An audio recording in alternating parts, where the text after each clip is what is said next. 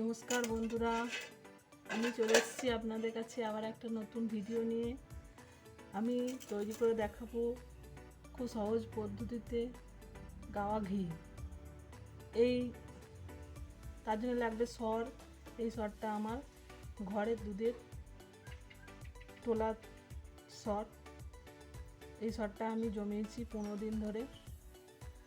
এরপর আমি এটিকে থালায় নেবো, দিয়ে ভালো করে পেস্ট করব, করে আপনাদের সামনে ঘি করে দেখাবো। এই ঘি খেতে খুব টেস্টি এবং গরম ভাতে খেতে তো খুব ভালোই লাগে। দেখুন ঘরোয়া পদ্ধতিতে কীভাবে ঘি তৈরি করতে হয়। এবং এটি যদি আপনাদের ভালো লেগে থাকে তাহলে প্লিজ আমার চ্যানেলটিকে লাইক দেবেন, সাবস্ক্রাইব করবেন, আর অবশ্যই কমেন্ট লিখে জানাবেন আমার ভুল ত্রুটিগুলো, তাহলে আমি বুঝতে পারবো। দেখুন আপনাদের সামনে আমি তৈরি করে দেখাচ্ছি ঘরোয়া পদ্ধতিতে কীভাবে গাওয়া ঘি তৈরি করতে হয়। আসুন দেখে নিই আমরা।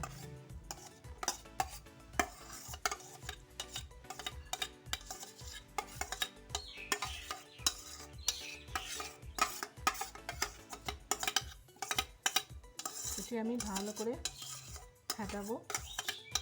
ফেটিয়ে এটার জন্য লাগছে 1 মগ জল, লাগছে একটি কড়া। এটিতে আমি বসিয়ে আপনাদের আবার দেখাবো।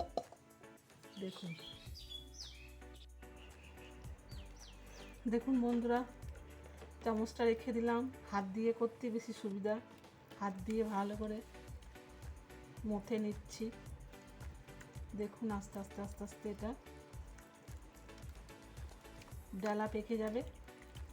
দিয়ে এর মধ্যে জল দিয়ে আমি কড়ার মধ্যে তুলে নেব। দেখুন এটা হচ্ছে ঘরোয়া দুধের সর। সেই সর থেকে তৈরি হচ্ছে ঘি। দেখুন বন্ধুরা, দেখুন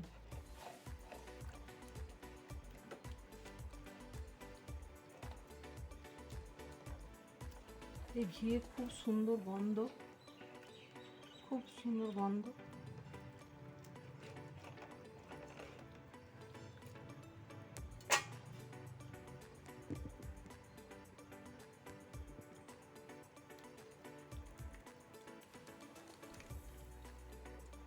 আসুন আর একটু পর আমি ফিরে আসছি।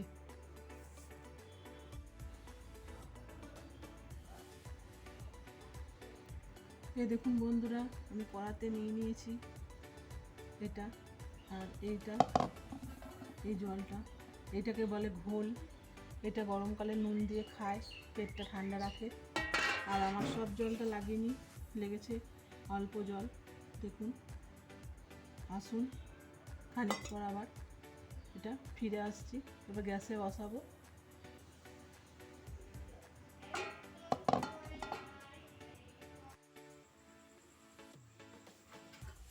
এই দেখুন বন্ধুরা, আমি চাপিয়ে দিয়েছি।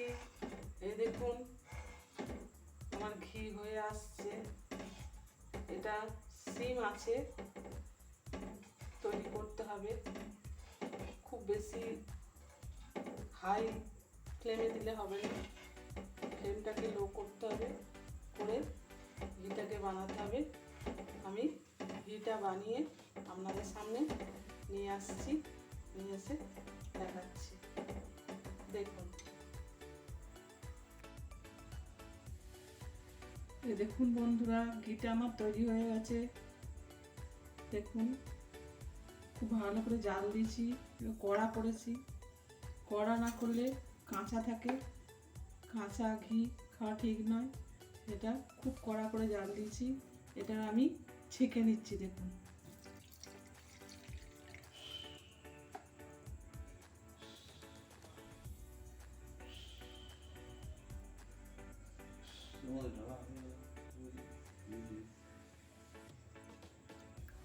এটা হচ্ছে একদম দেশি পিওর ঘি। ये जुड़ा वाला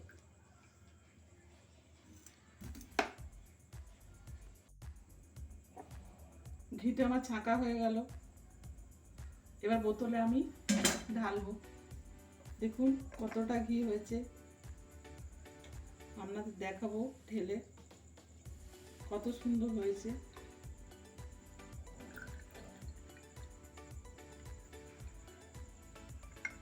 দেখুন আর কত সুন্দর গন্ধ।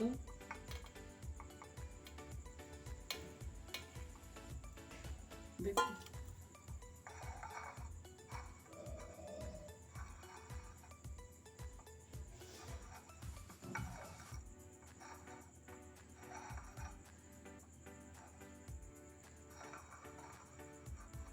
এই ঘি তৈরি প্রসেসটা যদি আপনাদের ভালো লেগে থাকে তাহলে অবশ্যই করে আবার বলছি, চ্যানেলটা আমার সাবস্ক্রাইব করবেন, একটি লাইক দেবেন, আর কমেন্ট করতেও ভুলবেন না। কমেন্ট করলে আমি বুঝতে পারবো আমার ভুলগুলো। নমস্কার।